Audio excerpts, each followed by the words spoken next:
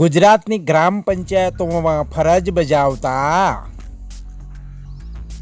ગુજરાતની ગ્રામ પંચાયતોમાંથી ફરજ બજાવતા 14,000થી વધુ વિલેજ કોમ્પ્યુટર ઓપરેટરો હવે પોતાની માગણી લઈને ગુજરાત વિધાનસભામાં જશે।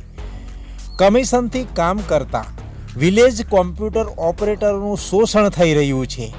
અવારનવાર વર્ષોથી આંદોલન કરવામાં આવ્યા।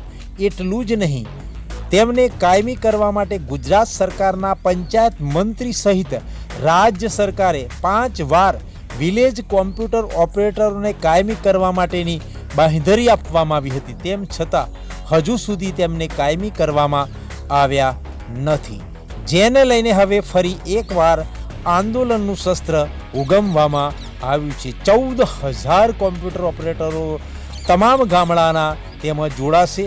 11 ફેબ્રુઆરીના રોજ ગુજરાતના 14,000થી વધારે વિલેજ કોમ્પ્યુટર ગ્રામ્ય કોમ્પ્યુટર ઓપરેટરો વિધાનસભામાં જશે અને તેમને કાયમી કરવા સહિતના અનેક પ્રશ્નોની તેમના દ્વારા રજૂઆત કરવામાં આવશે।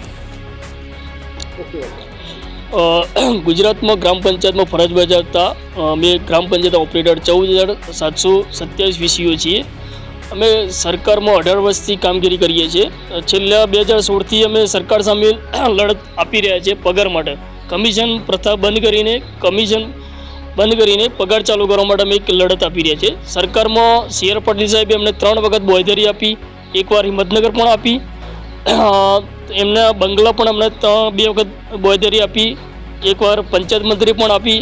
અમારી 4 વખત બેઠક થઈ સીએમ સાહેબ જોડે અને વારંવાર બેઠકો થાય છે પણ નિષ્ફળતા મળે છે, કારણ કે અહીંયા રસ સચિવો ભાગ ભજવતા નથી। કારણ કે ઘણા સમયથી અમારી રજૂઆતો જે છે મૂળભૂત પાયાની છે, કારણ કે અમે આખા ગુજરાતનું ડિજિટલનું જે કામ કરી રહ્યા છે ને એ અમે વીસીઓ જ છીએ। સરકારની દરેક યોજનાઓ સફળ બનાવવાનો હાથ વીસી છે, સરકારને સમજવું જોઈએ।